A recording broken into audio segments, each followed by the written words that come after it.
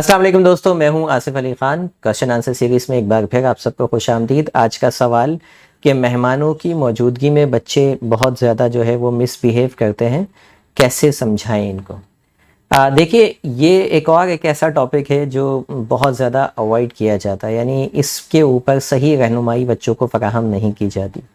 ये एक ऐसा टॉपिक है जिस पे कोई किताबों में नहीं सिखाया जाता बच्चों को। घर में भी हम कब सिखाते हैं? जब बच्चा कोई मिसबिहेवियर कर देता है तो उसको डांट के तौर पे या मार कर समझाया जा रहा होता है। एक ऐसी स्टेट के अंदर समझाया जा रहा होता है जब वो उस जो है वो जहनी तौर पे सीखने या समझने के काबिल ही नहीं होता।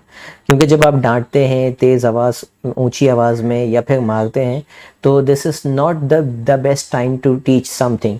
ये एक ऐसा टाइम है जब आप सिर्फ अपना जो ना गुस्सा निकाल रहे होते हैं, बस समझाना मकसूद नहीं होता। इस टाइम पर उस वक्त समझ में भी नहीं आ रहा होता। यहाँ पर होता क्या है, चूँकि अब वो मेहमान आए हैं तो मेहमानों के आने से एक तो ये है कि बहुत सारी सिचुएशंस में बच्चे जो है अनकंफर्टेबल फील करते हैं। मेहमानों को वो इतनी जल्दी जो ना, चूँकि जान पहचान नहीं होती इतनी, अगर हो भी गई है, चले बहुत करीबी रिश्तेदार भी हैं, तो उनके साथ बच्चे हैं तो बच्चों के अंदर एक्साइटमेंट होती है।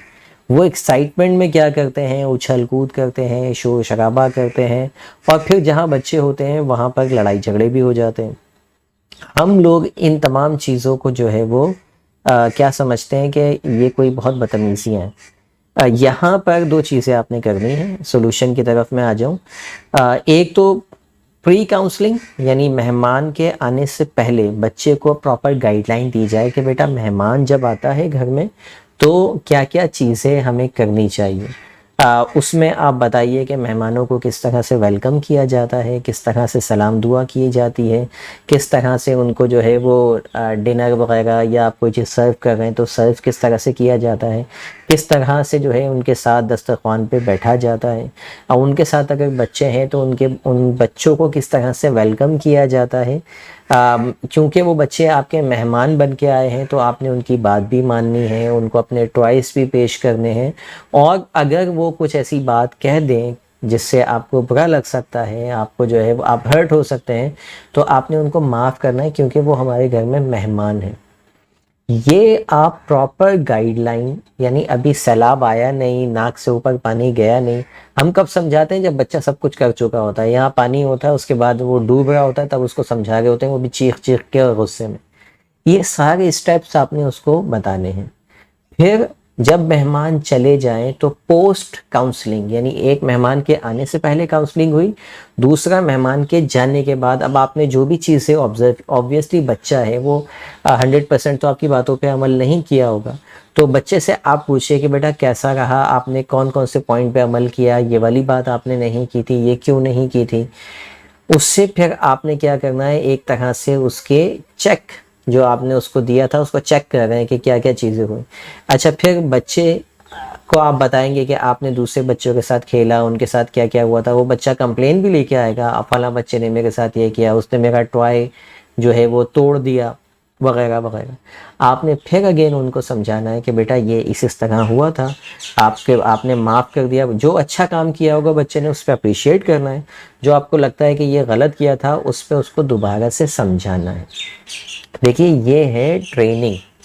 आप बच्चे की ट्रेनिंग कर रहे हैं। आपका हदफ ये नहीं होना चाहिए कि अभी के अभी बच्चा बिल्कुल ठीक हो जाए। आपका हदफ ये होना चाहिए कि मेरा बच्चा आज से 20 साल बाद, 15 साल बाद जब एडल्ट होगा तो उसके अंदर कौन कौन सी अखलाकियात होनी चाहिए। हमारा मकसद, हमें हमेशा आगे फाइनल पिक्चर के बारे में सोचना चाहिए कि हमारा बच्चा, हम मुआशरे को कैसा एक इंसान देने वाले। हम क्या करते हैं, ये बिल्कुल ऐसे ही है कि अभी स्कूल में एडमिशन करवाया, आप चाहते हैं अभी मैट्रिक का रिजल्ट भी आ जाए, टॉप कर ले वो बच्चा। ऐसा नहीं है।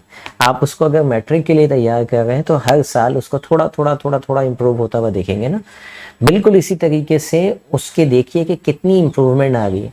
अगर आपने उसको 10 बातें बताई थी और 10 में से 2 बातों पे भी उसने अमल कर लिया, अगली बार 3 कर लिया, it means he is improving. कुछ बच्चे बहुत तेज़ी से इम्प्रूव कर जाएंगे, कुछ बच्चे आपको टाइम देंगे, बट आपने चेक ये करना है कि आया ये इम्प्रूवमेंट की तरफ जा रहा है या ये बिल्कुल ही बच्चा जो है वो आउट ऑफ कंट्रोल होता जा रहा है या पहले से भी ज़्यादा गलत जो है वो बिहेव कर रहा है। آئی ایم شیور کہ جب آپ اس طرح پیار محبت سے پہلے سے ہی، آنے سے پہلے اور جانے کے بعد دونوں ٹائم پہ بچے کو پکڑیں گے نا، تو پھر بچے کو ایگزیکٹلی پتہ ہوگا کہ ہاں مہمانوں کی کوئی اہمیت ہوتی ہے، کوئی ورتھ ہوتی ہے، کوئی ویلیو ہوتی ہے، بجائے اس کے کہ آپ، اچھا ایک اور غلطی والدین کرتے ہیں، مہمان آنے کے بعد آپ کی بڑی اچھی فرینڈ آ گئی، آپ کی کزن آ گئی، آپ کی جو بھی اچھی سی دوست آ گئی خاندان کی، چاہے وہ دیورانی ہو، نند ہو، اب آپ تو خود تو بیٹھ گئی اس کے ساتھ گپے مارنے کے لیے، اور دونوں کے بچے ایک الگ کمرے میں جو ہے نا ہلڑ بازی کر رہے ہیں. ٹھیک ہے، مہمان کا مطلب یہ نہیں ہوتا کہ آپ صرف مہمان میں ہی لگ جائیں. مہمان کے وقت بھی آپ پیرنٹس ہیں، مہمان کے وقت بھی پیرنٹنگ کام کرے گی آپ کی، مہمان کے وقت بھی آپ کو بچوں کو دیکھنا ہے.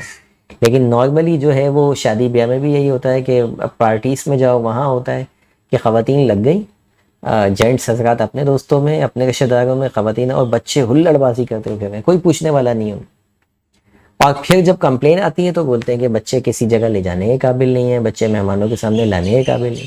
کانسٹینٹلی مانیٹرنگ کرنی ہوتی ہے. آپ کے مہمان آئے ہوئے تب بھی آپ بچوں پہ نظر رکھیے کہ بچے کیا کر رہے ہیں، کیا نہیں کر رہے ہیں.